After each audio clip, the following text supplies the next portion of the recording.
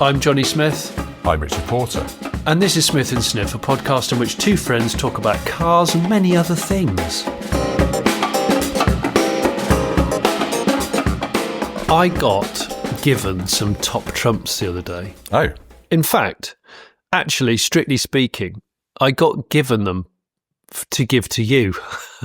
Oh, okay. So I've got in front of me, I'll rattle them for the purposes of the audio. They're in that lovely plastic case, which you're familiar with, I'm sure. Yes. And I got gifted these. I must say a massive thank you to the lovely folks at Barn Finds UK on Instagram and on YouTube. Yeah. They're lovely, lovely, lovely, lovely folks. And I bumped into, as UK Barn Finds, I bumped into them at the Silverstone auction when I was doing my hurried walk around for the preview, which involved dodging lots of very loud race cars. Yeah. And they said, we really like listening to the podcast. And I was quite surprised by that, actually. Just didn't expect them to be interested in such absolute toss. And they said, I got a small present for you and Rich. And I got a small Corgi boxed Matarancho. Lovely, yes. Lovely. Always welcomed. And more on that later. And you got top trumps, and this is the thing that made me laugh. It's titled Fast Cars, Old and New. Oh. And then when I go into it, I immediately this is not visual, I'm sorry, but I'm just going to have to. I immediately took the cover card off and went, right, what have you got for me? Fast Cars, Old and New. I've got a Ford Mustang 2. Oh, God. which has a V6, a 2.8 V6 with 110 horsepower. On premium gasoline.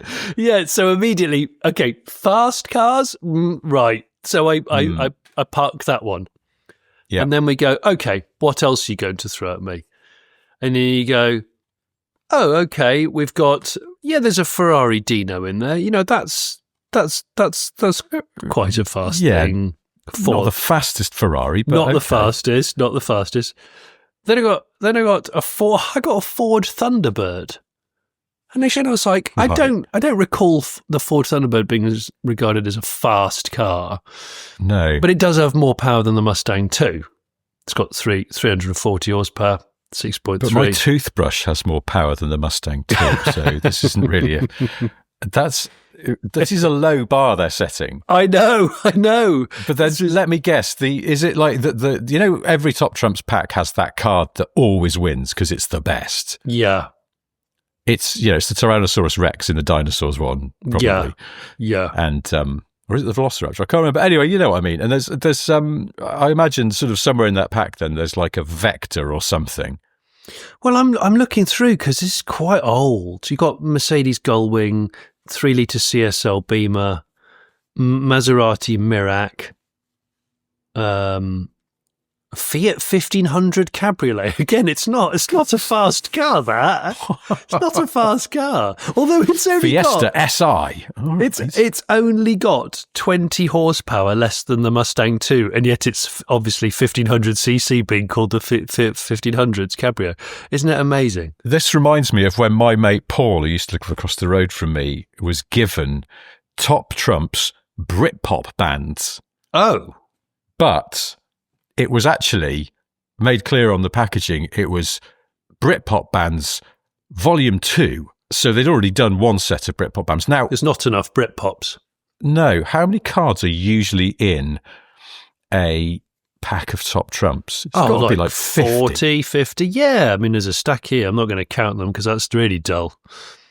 And it became very clear that they had exhausted all of the agreed Britpop bands in Volume 1. Volume 2 was the most random grab bag of stuff. It was like Skunk Anansie and stuff. And you go, there's nothing wrong with Skunk Anansie, but I would not call them a Britpop band. No. It was sort of close to Alan Partridge's, I like, like Britpop bands like Def Leppard. No, that's Def Leppard. Definitely not. I'm just looking here. We got a Fiat 130 Coupe. Okay. From 1972. Yes, a very boxy, handsome thing. 3.2 of the litres. Why did they not just throw the Mustang 2 in the bin and call it Top Trump's lovely cars? Yes, sweet, sweet cars. Wouldn't it be sweet, that? Sweet cars. Yes, so the premise is not about performance, handling, any other prowess. It's just, do we think this is a sweet, sweet car? Yes or no? Actually, this gives me a thought. Who makes Top Trumps? Are they a business in their own right? Yeah, they are a business. They're British, aren't they? Top Trumps is a British thing.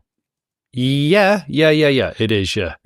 If anyone from Top Trumps is listening, and can we do a Smith and Sniff Top Trumps, where it's just cars that we like, and you could have your Matra Rancho in there.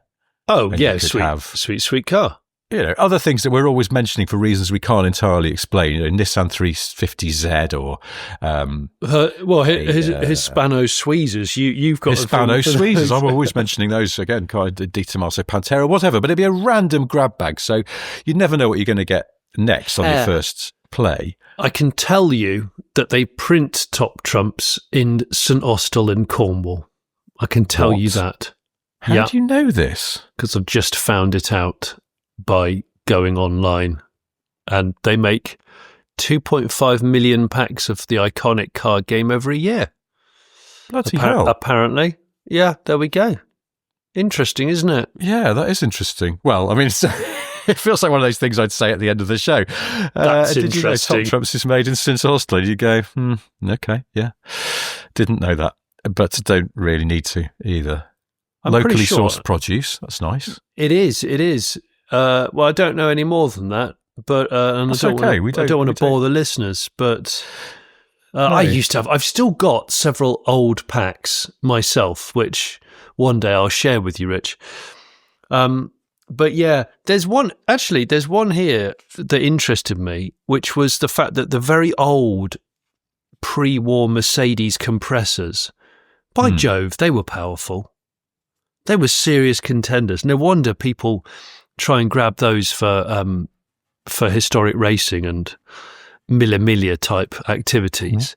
What are we talking? Well, we've got a 1927 Mercedes-Benz S compressor here, 6.8 litre, 6-cylinder, and obviously supercharged, hence the name. 180 horsepower. 180 brake horsepower in 1927. That's astonishing. That's good. That's serious grunt, my friend. Yes, grunt. Do people say grunt much anymore? No, it's what it's like old people saying snazzy. Snazzy and souped up. Souped up, I forgot about souped up. Yeah, souped up. But there's one photo of another sort of pre-war German car, a BMW 328, which again is a lovely looking, very swoopy thing. I'm slightly offended though, because the photo that they've chosen of it's got the front wheels turned, pointing towards the camera operator, which means you can see a lot of gusset. Oh, basically. Is it showing a bit of skin? It's showing too much inner arch. And usually the inner arch has still got like mud in it because they haven't hosed it down properly. And that irritates the shit out of me when people photograph cars with the wheels like that, because it doesn't look right. It makes it look very, very weedy, even when it's quite a stocky, impressive car. No, I know. Am I just being a effing pedant? No, it's you have to always tread carefully with a turned wheel in a photograph. I think it can actually make the car look worse and not more interesting. No. Can I just apologise if you can hear in the background some absolute pipe in my neighbourhood has just started up a leaf blower, I think. Oh, no. Which is no good at all. Anyway, talking as we were about Top Trumps and comparing cars, it feels like a only slightly clunky segue into chatting about Pistonheads Auctions, the sponsors of this episode of Smith and Sniff. Yes. As regular listeners will know, every month we pick 2 cars from the Pistonheads Auctions and discuss them. And then you can go to pistonheads.com/Smith and Sniff. It'll take you to a page on the forum where you can debate who has chosen better.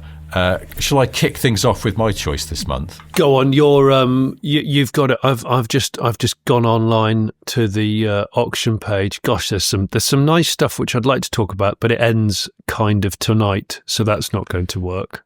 Well, yes, I had a little bit of a dilemma because when I looked at the stuff that's coming up, my eye was immediately drawn to a 2020 Porsche Cayman GT4. 2020, which is in black. Now, the thing about those Cayman GT4s is A, they're brilliant, but B, they sit so well. They have one of the best examples of stance that you can see in any car. And I was kind of drawn to that. But then also, someone from Pistonheads said, "Oh, that's the first GT4 we've had going through our auctions." So it's only got 10,000 miles on it as well. But anyway, I decided against that in the end because I was then distracted by something a little more classic, which is a 1979 Lotus Talbot Sunbeam. Oh gosh, it's dream material. Exactly. I've always had a thing about these because my dad used to be an Talbot man, and so I've spent some time in Talbot dealerships. I remember him bringing home, there was a brochure for these cars, except it wasn't a brochure. I think it was a bit pamphletty, but A4 sized. Yeah. And he brought one home, and there was something extremely exotic about this ordinary hatchback that had been given the Lotus treatment. So I've always had a bit of a thing. This particular car, it's black, but with the silver band around the middle, as they all have. Yeah. Gosh, it's good. A pre-facelift one with a slightly sort of inset headlights, which I think I actually prefer. I prefer. Yeah, I do. It's because obviously these cars, they were Chryslers, then they were Talbots, and then they had a facelift, and they had a sort of fairly short, but also confusingly different variations happened within that life. Also, the way they were built was brilliantly complicated as well, because they built whole sunbeams in GLS spec in the factory in Scotland. Was it Linwood? Linwood, yeah. And then they beefed up the front strut towers, I think, and added a thicker anti-roll bar and various other bits of different suspension. But then each car was stuck on a truck with no engine or gearbox, shipped down to a Lotus facility, not at Hethel, it was on the other side of Norwich. They set up a special place where the cars then had their engine and gearbox fitted, because it was the Lotus 2.2. It was a 2.2, wasn't it? 2.2. Shit, I totally forgot it was a 2.2. I knew it was like 16 valve slant 4, yeah? Yeah. But I didn't know it was 60 valves as well. In the late 70s, very futuristic. And then the final bit of the sort of production process, they were shipped to Chrysler/Talbot's facility in Coventry to have a final quality control inspection, and then they were sent out to dealerships. So they had this very convoluted production process. Yeah. But the end result was fantastic, in my view. This particular car, it has about 73,000 miles on it. And it's been completely restored. So the whole thing has been spanked up. I'm looking through pics, and I absolutely, I'm loving this thing. I think it's great. They were so much more powerful than I remember. Well, 150 horsepower as stock. Now this one, because it's had a Seaman, who people will know rebuilt these engines, it had a Seaman engine rebuild 15 years ago with, the ad says, new and uprated parts, including 420 lift cams, ported and flowed heads, steel buckets, big bore manifold and exhaust, Cosworth pistons, and a fully balanced bottom end. That thing's going to fly. It's claiming 220 horsepower. Yeah.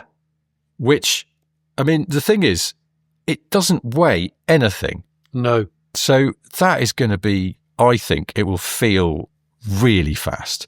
5-speed ZF box on it, which is lovely. Rear wheel drive, of course. So they are skiddy if you want them to be, I imagine. Bilstein dampers on the front, adjustable gas dampers at the back.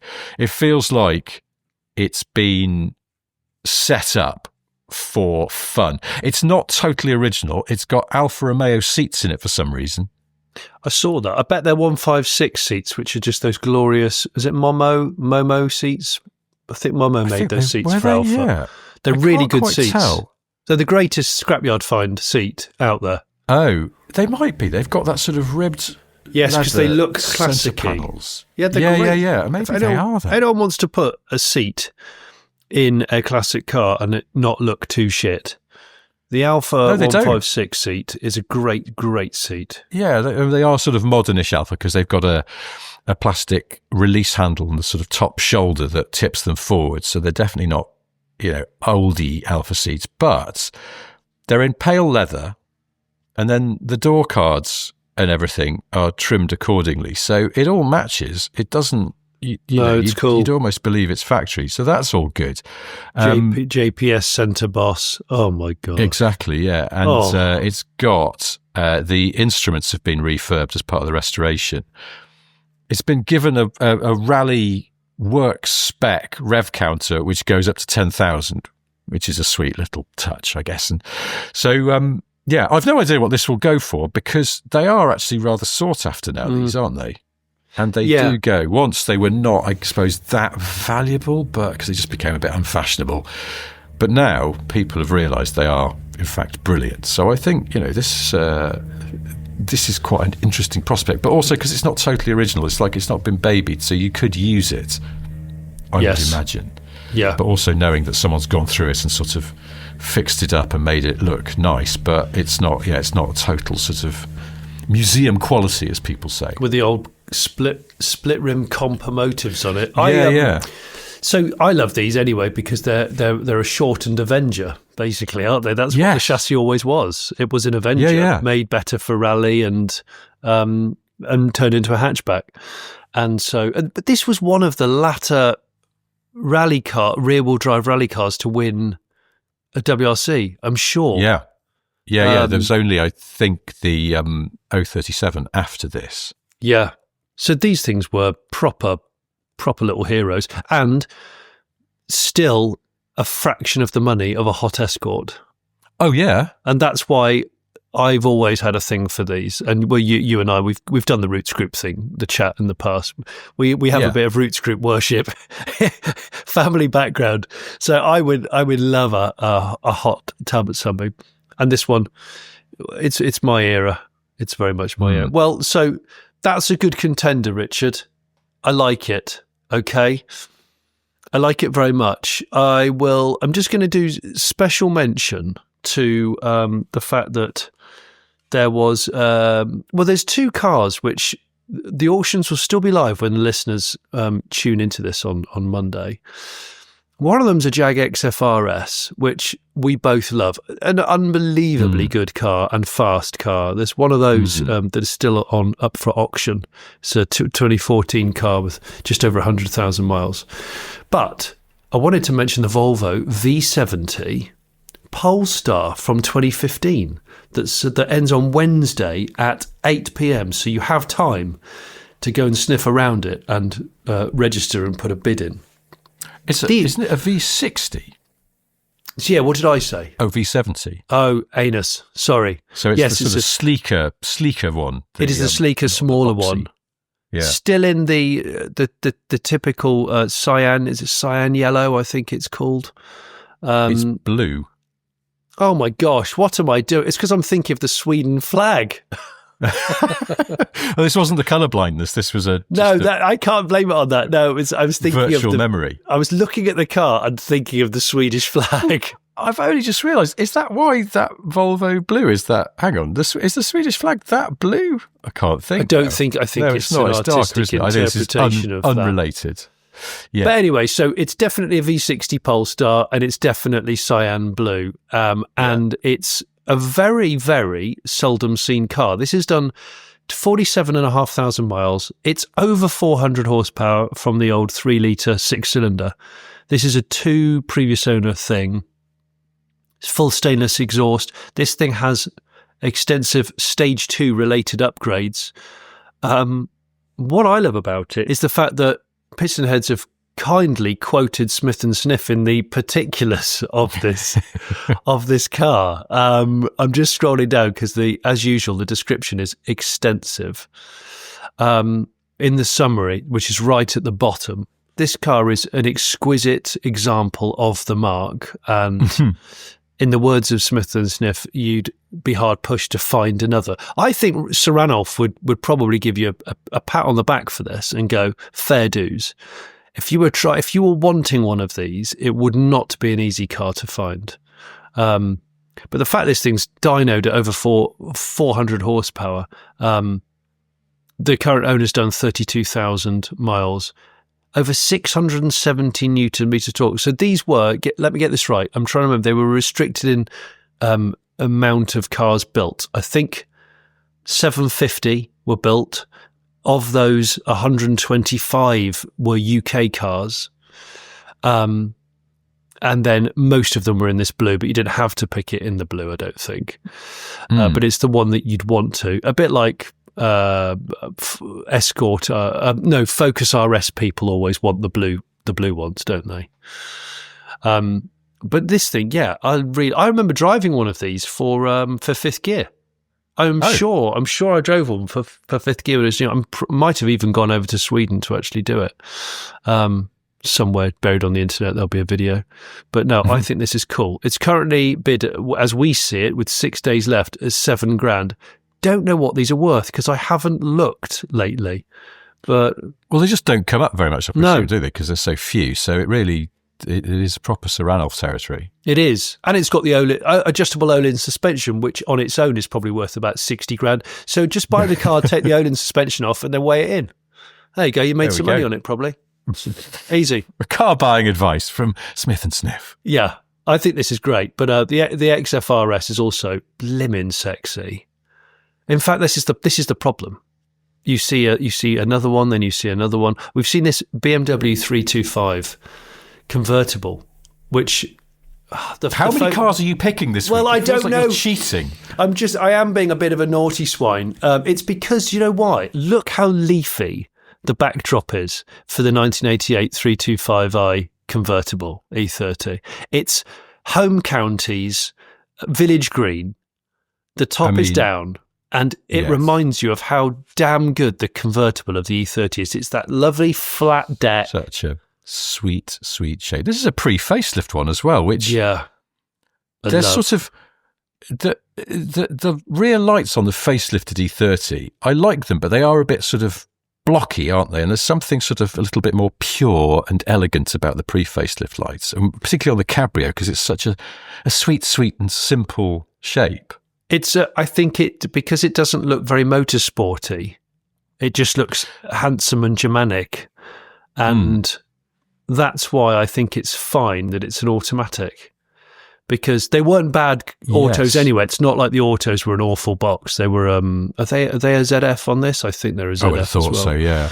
4-speed, and 325 is the one that it sounds more powerful than it really is, but it's not slow. They've got that sort of hollow but bassy exhaust note. Yes, they have. I'm glad you described it like that because I don't think I could have done it better. There's the best exhaust note. So I can hear that car. There is the noise, and also with the auto. Now, I agree. I don't think the auto is a problem because it's a cruiser, isn't it? It is a cruiser, and you could that top down, 170 horses. Buy it now, tuck it away for winter, and then next summer, you've forgotten you bought it, you open the garage and go, oh, look at that, I've got a summer cruiser ready to go. And look, it was the radio was replaced last year with an age-appropriate Bluetooth unit, and the houndstooth, the dog's tooth, hound dog tooth cloth seats. Ain't nothing but a hound dog tooth interior. Seats. Yeah. Being sat on all the time. Yes. Minimal wear or sag. That's what it says. So I've got time for this, and that's why we're talking about it on the Pistonheads. So this is your choice. Chat. Okay. Yes, good. I think I'll go for E30, but I'd like people to also doff their cap to the V60 Polestar. Yeah. And just go on there and have a look. There's some sweet treats, darling. There are. Sweet All right. treats. Well, there we go. Make your choice if you care to, pistonheads.com/Smith and Sniff. Is it my 1979 Lotus Talbot Sunbeam or Jonny's 1988 BMW 325i convertible? Both, I would say, modern classics. Oh, yeah. But go to pistonheads.com and have a look at the auctions. They've got all sorts of stuff on there. The BM, by the way, the auction has started on Sunday the 7th, so that'll be running for a week. If you're listening to this on the Monday that the podcast comes out, the Lotus Sunbeam doesn't start until Wednesday, so plenty of time to look down the back of the sofa and find some money to buy it. Stop it. I'm still looking at the Polestar. Would you call it a Polestar? Or a Polestar? I think we established, did we not? Is it Polestar? A while ago that it's Polestar, and yes. We will brook no arguments on this until told otherwise. Polestar. Anyway, can I change the subject a little bit? Do. I wanted to mention something I saw just the other day. For years, people have complained about front fog light bell ends.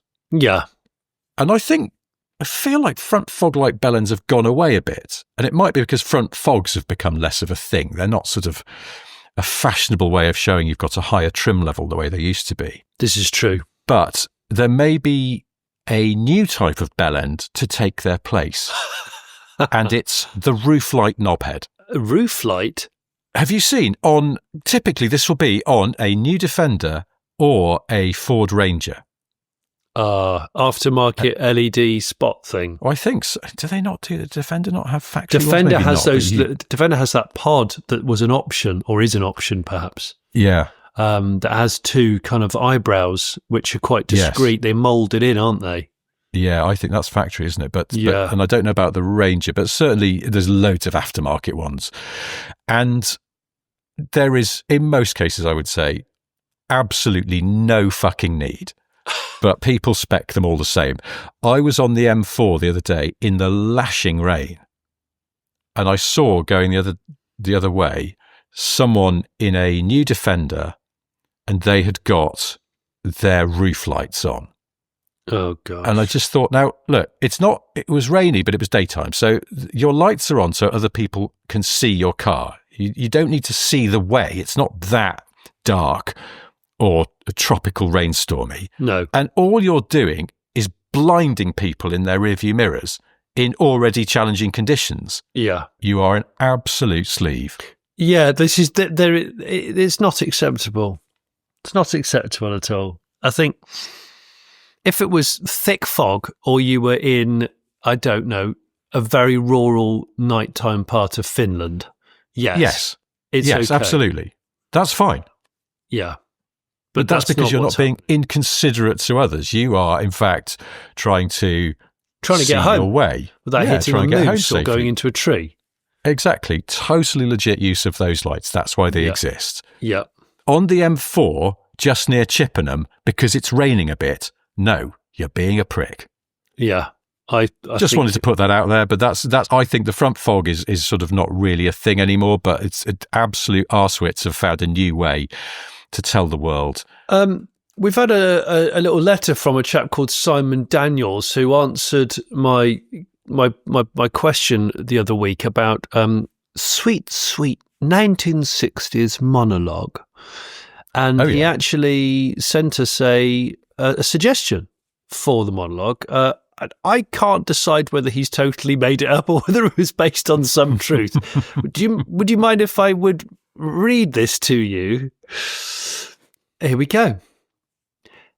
As a consequence of building peer pressure as well as approaching a very significant birthday milestone, I finally decided to put pen to paper and document my early life with a particular focus on what I affectionately call my sweet 60s Odyssey. Both Dorian and I had thoroughly workshopped this title, as authors tend to do nowadays, rejecting the more obvious epithets such as Confessions of a 60s Aesthetic, or Confessions of a 60s Person, or Soho Snobs and Brighton Yobs.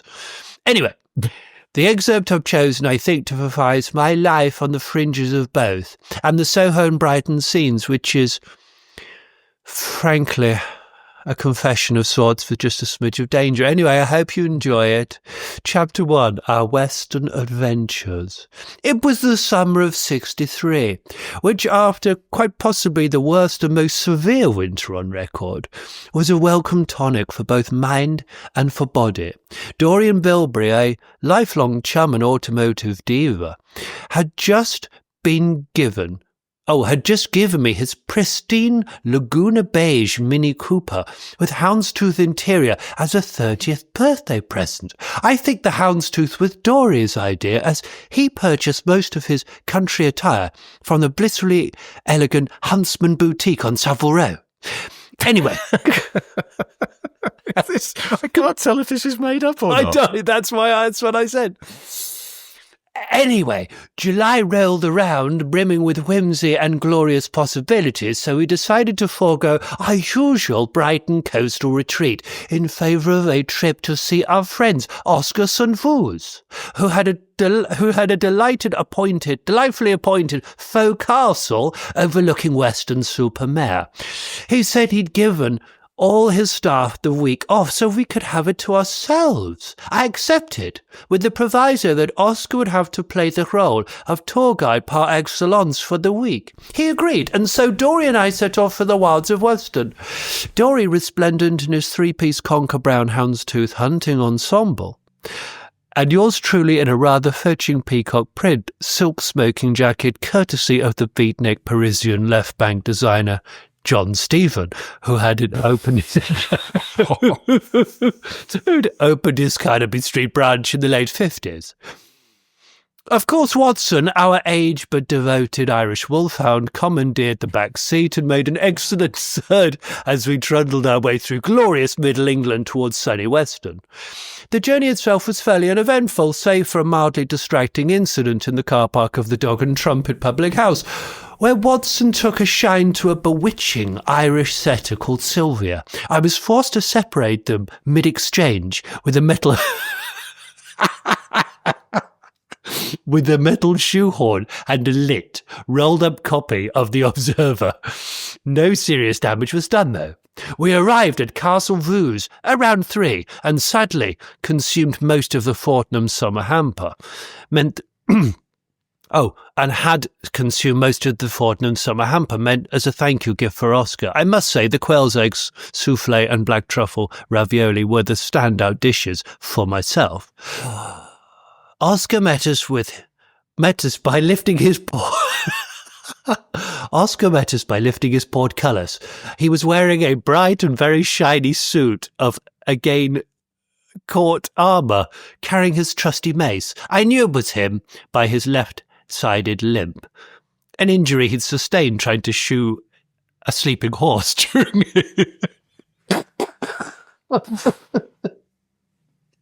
shoe a sleeping horse during his fresher year at Eton.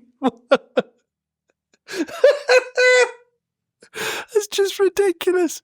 I've just realised I'm only a third of the way through. Oh my God. This might have to be a 3-part. Well, there we go. I'll end it by just saying his choice of rooms was exquisite. Dory had the Culloden suite and I was ensconced in the Gettysburg room. My Oscar, he loved his battles. Fortified with an excellent breakfast of jellied eel, smoked haddock and fluffy kedgeree, we set about exploring the delights of Weston-super-Mare. And that's where I will end it. We will find out more about what happened in Weston-super-Mare. Wow. Very, very soon. I still can't work out how fictional this is, or not. Maybe not. Sort of hope not, but... Simon Daniels, this took you a while to write. Thank you. It gets good. It gets good on the beach of well, there we go. This is to be continued. Yeah. We'll have to do a previously on 60s Man. Since we're reading out listeners' messages, I wanted to do a quick shout out from 2 listeners who've written together. They say, on that side of things, we hope you don't mind us asking, but it is our amazing daddy Dave's birthday on the 2nd of September. Sorry, we have overshot that, but retrospectively, happy birthday, Dave.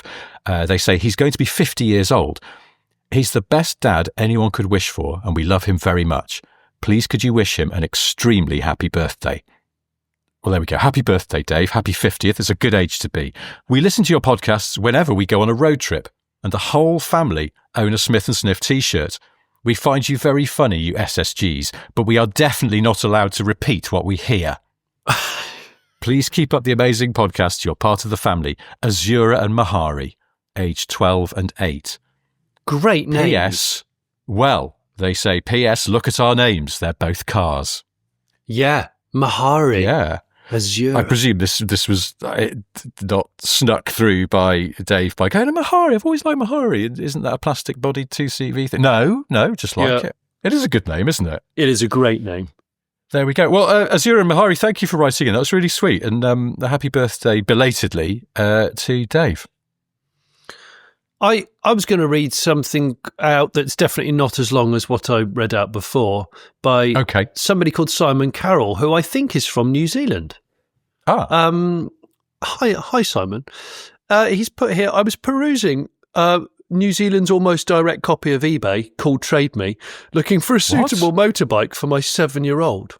I don't know why I said it like that. For my 7-year-old. Emphasis. When I came across the following, a Suzuki DRZ70 listed for a mere $2,200, I read the description and went looking for further information in the questions section of this ad, a feature that eBay doesn't have yet, I believe. I stumbled upon perhaps the most bizarre way of admitting to be a gentleman from a certain generation without openly admitting to have been old enough to go on a 7-day road trip for a spot of tea in the 60s.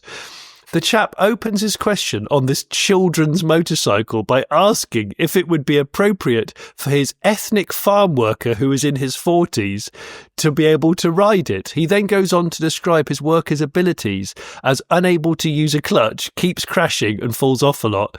And he sent me the screenshots of it, and it's unbelievable. And there's a photo of it. So it's a very, very small, yellow little Suzuki Kids field bike. Right. And the reply is just, sorry, it's a kid's bike. So they just wasn't expecting that. The language there in the question leads me to believe that this man wears a pith helmet, or at least one of those rich man Pebble Beach hats, and is a bit sort of Wendon Zambo-y, but the New Zealand version of a bit, a lot. A bit Wendon Zambo-y. Anyway. I just can't believe the stuff that we get sent in. I really can't. It's just tickled me. Thanks for that, Simon, and thanks for listening from the other side of the actual world. That's fantastic. Here's one just to lodge in the brain, since we're in Letters Corner. It's from a listener called Doug. Now, in the past, I think we've acknowledged that all Mark 1 but facelifted Mondeos have a rear bumper held together with gaffer tape. Yeah. All K12 Micras seem to have a sort of perfectly hemispherical dent in the rear bumper. All Mark 1 Qashqais have the rear number plate finisher where the light lives falling off and often held on with gaffer tape. Yes. These things we know. Doug has observed a new one which he invites us to try and spot. He says, following a dismal attempt to contact you on Instagram about this issue. Well, don't, as a general rule, don't try and contact us on Instagram because it's a hellscape of private messages. Often they're just junk, aren't they? It's just we can't organise them, and we can't log them and catalogue them. It's just a mess. So just email That's us. why, sorry, Doug and everyone else. But he says, I'm now trying the email approach. I need answers. To cut to the chase, almost every brackets 80% plus Generation 1 Honda Jazz I come across has a dented boot lid. Once you've noticed this, you will not be able to unsee it. Though admittedly most early Jazzes look like they've been recovered from the seabed, there are occasional cherished deceased spec examples that are wearing well, but these two all seem to have a dented boot lid. I've even come up with a theory about the magnification of the rearview mirror making things look further away than they really are. Please check this out for yourselves and report back. I would truly appreciate it if your listeners could explain this phenomenon, as it is consuming more of my thoughts than it should.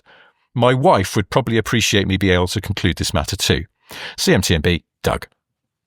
Well, I've not noticed this. I need to. I need to find some jazzes. Well, I mean, they are everywhere. Once they're like Mark 1 Yaris size. They are everywhere. Once you realise they're just sort of, like lampposts. You don't really clock they're there until you make a concerted effort to look at them, and you go, God, they're fucking everywhere. These things. So, I will report back. But also, if listeners have anything to add to that, that is quite an interesting homework assignment for everyone. That song "The Joker" by Steve Miller Band? Yes. Which is one of my favourite songs. Is it? Yeah, I love it. I might have it played at my funeral. I haven't decided yet. Oh, that's interesting. Yeah. Well, maybe it's not, but I don't know. But it says I'm a joker, I'm a smoker, I'm a midnight toker. Yes. I keep thinking about the touring car organisation, and I wonder whether or not is he one of those guys who is about to go to bed and then goes on to one of those random sport channels on TV and goes, "Oh, hang on a minute, there's Australian touring cars that just started the race. Yeah. Oh, I might crack another can and watch a bit of that." And before you know it, it's 4 in the morning, and you don't really know what you're watching, but you're watching it anyway. Midnight Toca. I'd never thought about that, because do you remember that song by Fragma, Toca's Miracle? Yes. I always thought that was about touring cars. It was like, touring cars miracle? What's that? Touring car miracle. John Clelland's Cavalier is still going, even though it's bumped into 2 other cars. Yeah, I'd never thought about that. Midnight Toca. It's the Midnight Toca. What does TOCA actually stand for? Remind me. Well, I think it's just a contraction of touring cars, isn't it? So touring, TO from touring and car, I think. Is that what it is? It doesn't actually... I'd never thought about it. I just always assumed that. But I should ask people like Jason Plato who might know, but I haven't. I've been that organised. He could be a Midnight Toca. I bet. Yeah, well, fantastic. maybe so. Speaking of misheard lyrics, I heard "Walking in Memphis" by Mark Cohn the other day. Yes, not the Cher version. No, not the Cher version. Also, didn't someone else do it? There was a sort of Eurodance version. There was a rave version. So the Mark Cohn version, I suddenly realised that, that line, which I always thought was, "I'm walking with my feet 10 feet off a beam." It was a bit like what? Like a balancing act, or like you've gone to a gymnastics centre or something. That's a bit weird in the middle of this song. Like a balance bar thing. But when I heard it the other day, so is he singing, "I'm walking with my feet 10 feet off a BM"? Oh. What's he doing? I'm walking with my feet 10 feet off my BM. 10. Yeah. Why is he walking over cars? In which case, that's just stupid and he shouldn't do it. Well, he's pissed and he's coming back from the pub. Oh, he's one of those people. He's one of those slight wrong-uns and starts walking over people's cars like they used to do in the 80s and the 90s. Don't know if they do it so much now. I hope Hopefully not. It's really obnoxious, isn't it? But it's also, terrible. He's trying to impress his mates by walking with his feet. But 10 feet off a BM, maybe he's trying to jump over the BM. Clear it without touching it? Yeah, but then that song was out in the early 90s, because you think if you wanted to do that, you'd pick a Z3 because they're quite low. Yeah, you're less likely to clatter your shins on a Z3. Yeah. But I don't think the Z3 was out when the song was released, so it's going to be something bigger, like a 3 Series. I mean, it'd be probably an E33 Series. You're going to, in fact, just face plant on the roof at best. Unless it was a full Rude Boy edition, which was decked and on some big AC Schnitzers or Azavets.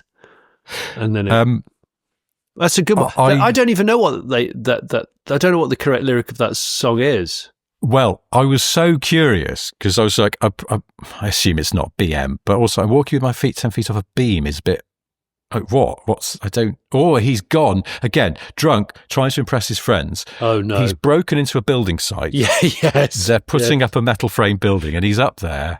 Oh no. And he's it's an episode of Casualty, basically. Yeah. And he's going to be wearing some real skitty, like going out shoes, isn't it? Yeah. horrible leather bottomed ones, or would he be low for territory then? I don't know. I don't know. I don't know anything about crusts. Mark Cohn, really. I don't. He's a one hit wonder, is he not? Or is he one of those people who actually, like, if you know him, you know he's in fact had an incredibly long and successful career and done like 90 albums.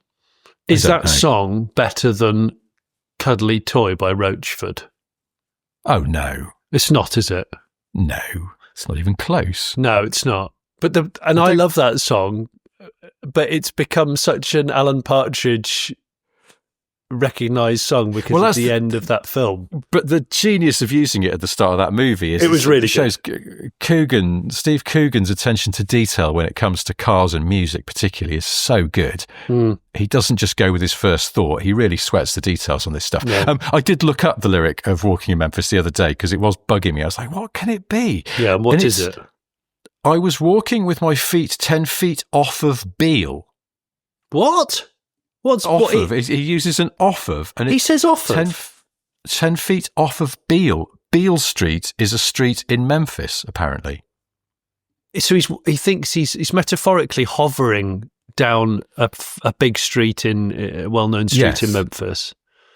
Yes, so it nothing seems to do with Ian Beale, the character from EastEnders. No, he's not. Constantly downtrodden.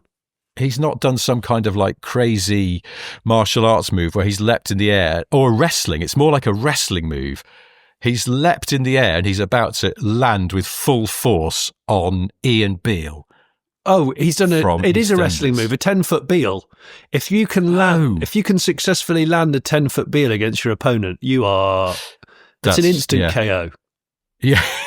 And your singlet, honestly, you got to be assured that your singlet's going to stay on. So much force involved that it could tear that bad boy down. You could show a bit of extra skin. You could be in real trouble. By the way, listeners, I need to apologise if I'm being a little bit more random than usual on this particular podcast. My house has run out of coffee. And I only found out about 8 minutes before we were due to go and record this. I messaged Richard and went, I'm in so much trouble. I put the kettle on and then turned around and realised there was nothing. There was no coffee in this house. None. It was more alarming because you actually messaged me and said there's been a tragedy, and I honestly thought that someone or thing had died. So, I mean, it is a tragedy. It's a disaster. No one wants to run out of coffee. No. Unless they don't like coffee, but this may have affected never happened. The quality of this show. Just to complete this absolutely dead-end thought, Beale Street it's like the sort of party bar street in Memphis, apparently, sort of like Broadway in Nashville. But well, I think he's gone onto a construction site. There's been a new bar that's been under construction by slightly shady local townsman for a long time. Yeah. And this guy, what's his called again? What the singer's called? Mark Cohn. I think Mark's done exactly what you said. He's trodden down a bit of loose fencing and he's gone in there with this probably slightly billowy suit after a night out on the Source, and he's gone, I'm going to do some chin-ups at the end of a crane boom to impress my mates. And that's where it's led. That's what's happened there. Holy shit. What? Mark Cohn, I was just trying to find out if he is in fact a very long-running musician, which I think he is. In 2005, he was shot in the head during an attempted carjacking. What? Yeah. So he's dead? No. The bullet barely missed Cohn's eye and lodged near his skull. Near his skull? I presume that means in a wall, not or just like another part of his body. He survived and was hospitalised, but released after 8 hours. After being shot in the head? Yeah. Oh, my God. It sounds like a graze, but so hang on, we've stumbled across now another totally unintentional car reference. We've got to find out what his car was. Trying to have it jacked. According to this, the doctors said that they believe maybe the windscreen slowed the speed of the bullets sufficiently that it didn't do more damage. My gosh! Well, no, carjacking. So you think, well, maybe. He was in something quite tasty that was worth stealing. Yeah, Mercedes, BMW, Cadillac. Don't know. Well, what would you spend the Walking in Memphis millions on? Well, Well, listen, if he loved Elvis, because there's a little Elvis reference there. Memphis is obviously the home of the king. Is it a Cadillac? Were Escalades were... No, they weren't around yet, were they? Because the SUV toss hadn't waded in by that point quite so much, unless you count a Jeep Wagoneer as an SUV. But this story, I found a news story, contemporary news story that says before the shooting, the gunman had tried to use a credit card at a nearby hotel, then immediately ran from the building. He tried to carjack another vehicle as security guards pursued him and then came across Cohn's vehicle. It then says he was last seen driving a 2005 gold Subaru Forester with Colorado plates. Wow. But it's confusing as to whether that's Mark Cohn's car or if he then jacked another car. Well, that's old money. Mark Cohn is old money if that's the case. But that's it. He didn't go nuts with the Walking in Memphis money. No. He... see, there's again another thing. This is confusing. Maybe he knew. We need answers. I know. If this Subaru was his Subaru, this proves that he had a big hit, only one hit, and he thought, do you know what? If I play my cards right, I might be able to live off this frugally and just get myself a champagne Forester. All right. No. So it's more disappointing now, personally. Obviously, good news that Mark Cohn survived, but that's not the disappointing bit. The shooter, he made 2 unsuccessful attempts at carjacking, attempted to steal a Chevrolet Impala, and then ran down the street and confronted a Ford van. Inside the van was Mark Cohn and his tour manager. He tried opening the van door, had no luck, so shot at the driver and passenger, hitting manager Thomas Dube in the chin and Cohn in the temple. Oh my gosh. He then ran again, finally succeeding in carjacking a 2005 Subaru Forester. So no, they were in a Ford van, I guess a tour van. Yeah, I hope it wasn't that really awful van that we always seem to talk about on our WhatsApps. It's just... Oh no, not one of those. Is it the Ford Aerostar? Is it the Aerostar? Yeah. It's just the most awkward, horrid looking van. I just can't bear it. It's really awful. It needs to just go away and not come back ever. Anyway, there we go. Well, we don't need to come back to Mark Cohn. We don't want to start another Julio Iglesias situation, but there we go, Ford van. But he was on tour with Suzanne Vega, so that figures it was a tour van. It wasn't his personal transport. Hey, do you know, I actually watched, just out of pure curiosity and kind of rewinding time and trying to remember how things were with car television back in the day and all that. I watched Series 1, Episode 2 of Top Gear the other day. As in from the sort of reboot of 2002? Yes. So okay, what? Can you remember anything about that episode? No, I can remember the first episode. The second one, gosh. No, was JK the guest? Yes. Very good. Wow. Yeah. JK was the star in the reasonably priced car and he had the main interview. Yeah. Very interesting, he was actually. Very giddy that day. He was. After the interview, he went back he could have gone home, had a car waiting to take him home, but yeah, he was so excited to hang around that he was just sort of hanging about and drinking beer out of our production office fridge and just generally sort of amusing the team. I wasn't there because I was in the gallery, but yeah, apparently he was just sort of there, like just chatting away. And he was. Yeah. What was in the show then? I honestly don't remember. Well, of course, James May wasn't there yet. It was Jason Dorr.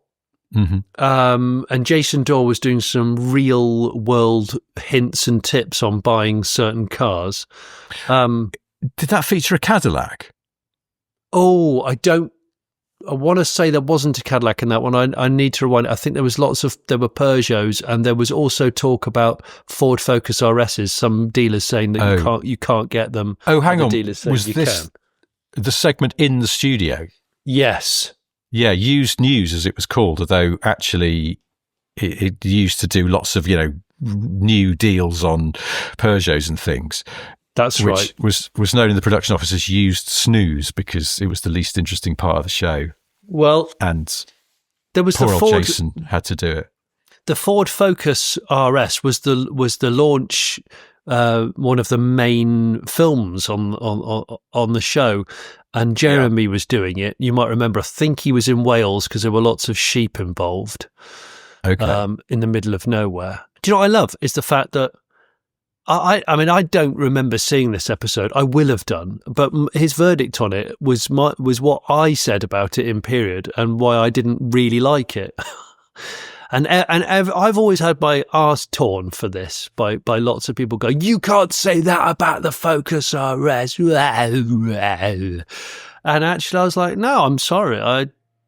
The way that car talk steered and the aesthetics of the interior were both highly offensive to me, to the point where I would not want that car. I mean, the interior was so awful that the colour blue that they chose is so awful, and the starter button just looks like somebody's put a doorbell in the centre console because the car got stolen and recovered the week before, and the locks have been hollowed out. It just looks horrible. It was very aftermarket, wasn't it? I remember. It's just awful. I didn't like that car on the road. It felt better on the track because at least the smooth surface allowed it to grip hard, where it seemed to get unsettled. Yes. My colleagues at Evo got some flack for basically saying they didn't really rate it either. But then I think many years later they drove another one which felt really sorted out, and it hadn't been fiddled with apparently. It seems like maybe either Ford made some changes or they were just very sensitive to alignment and tyres and things, and they could feel pretty terrible, pretty bad. But yeah, on the road, I don't remember loving it at all. But this is the thing. I think I preferred the ST, and of course the ST it's actually a much more toned down car, isn't it? It didn't really have a serious body kit or anything like that. So I think I preferred the Focus ST. And I definitely preferred the second generation Focus ST looks wise, but the second generation Focus RS was the best, I think. The second generation looked sort of burly to me. It was so heavy set. Heavy set, that's it. Yeah. So it was really interesting to watch that Focus RS review, and then Jeremy also did the Noble. And he also, there was a shot of a clip of him crashing a Ford RS200 quite slowly into a field. Hammond kind of went, "Oh, do you want to tell me what happened here, Jeremy, when you were driving a few historic Fords?" And because I think in that video, Hammond drove a Ford Escort RS 1800. Did he? And he said he'd never driven one.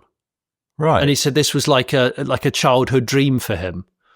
And he was driving around the track. So it was kind of a bit weird. Probably in those days, we just sort of go, "What do you want to do?" And Hammond might go, "Yeah, I've never driven an RS 1800. All right, do you want to do that? Yeah, do that. There you go, yeah. Which is, how he ended up in that bloody jet car that almost killed him. Mm. He was in the office one day. What do you fancy doing, Rich? And he went, "Do you know what I want to do? I've always wanted to just drive really fucking fast in something. That's it. That's the idea.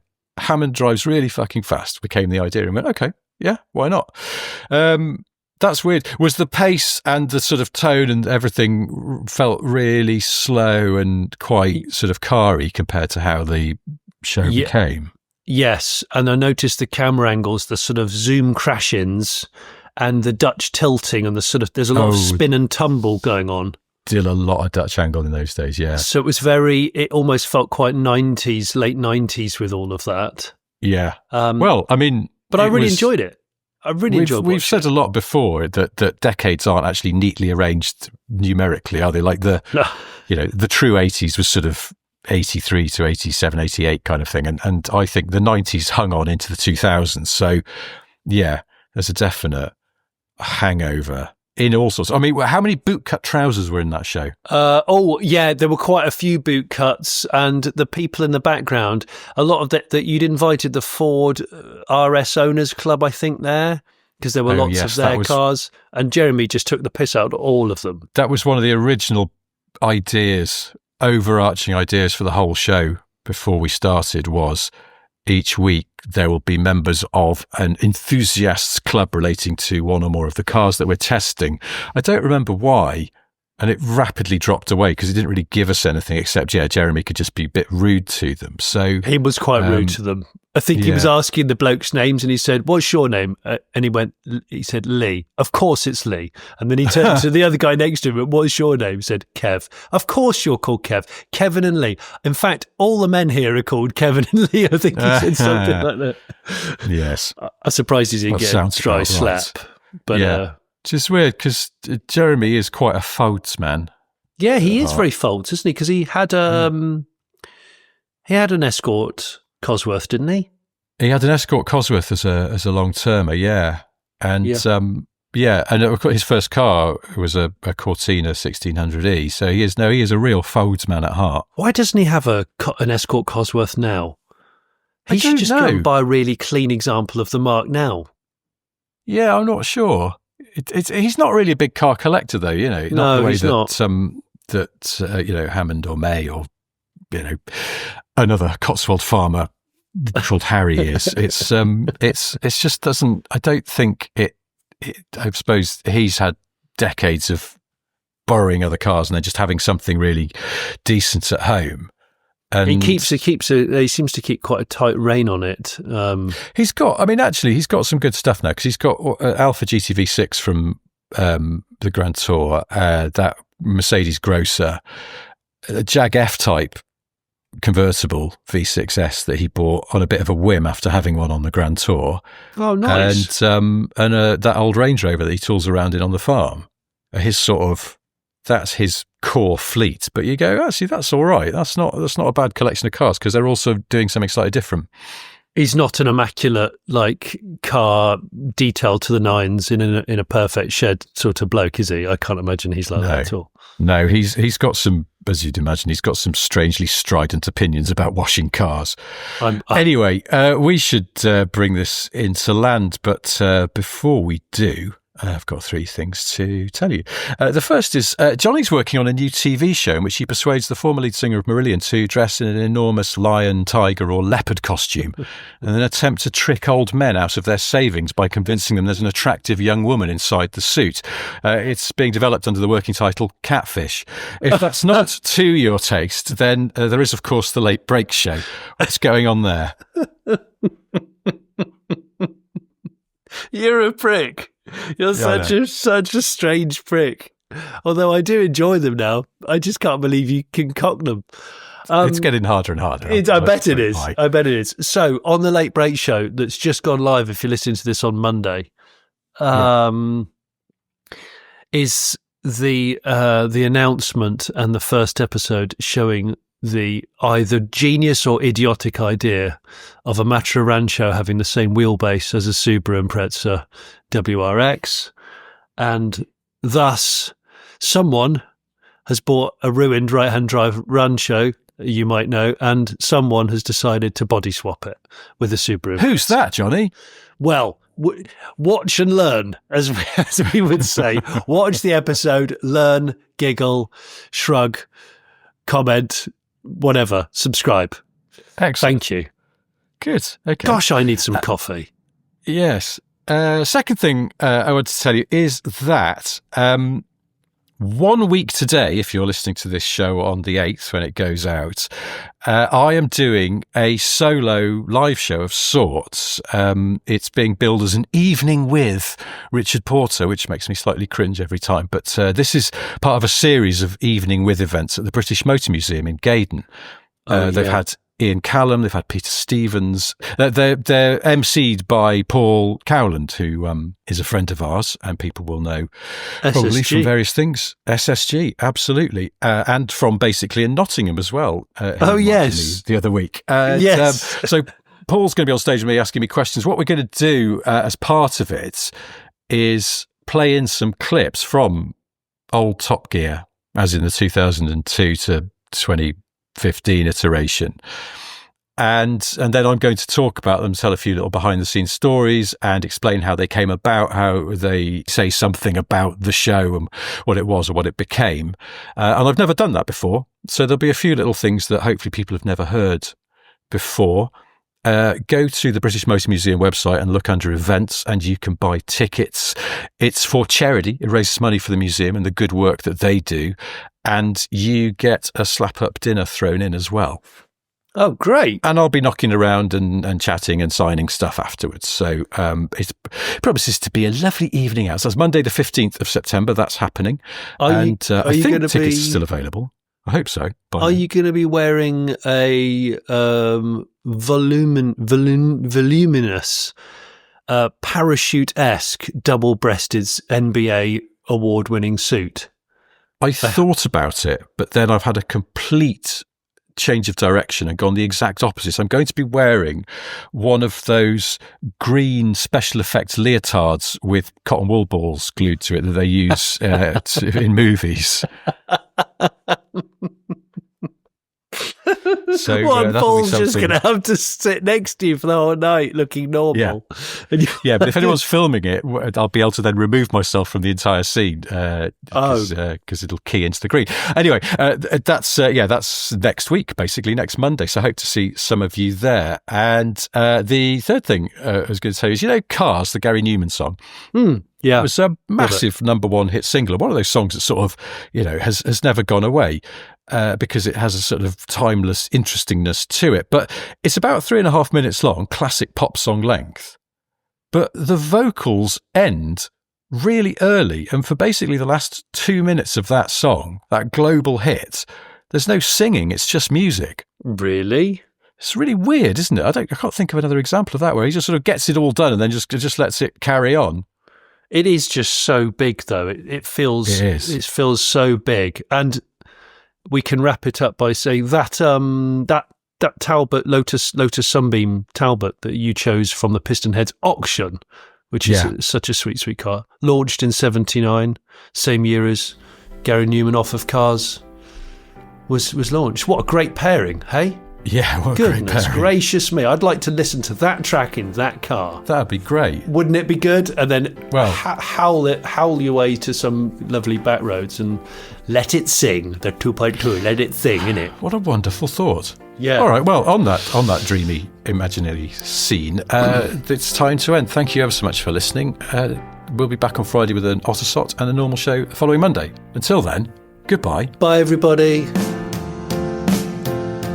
So you've enjoyed this podcast, but you've had a thought. Is there a way here today that you could show support? Well, you could join our Patreon, what wonders that it brings. Early shows and extra notes on that side of things. You could buy our merchandise, we've mugs and hats but still no ties. One day we will make those pies, but in the meantime, guys, hey guys, like and subscribe, and maybe leave a nice review. Like and subscribe, we know you know just what to do. Like and subscribe, we don't want to take the piss. Like and subscribe, but we were told to ask for this. Like and subscribe. Like and subscribe. Like and subscribe. Like and subscribe.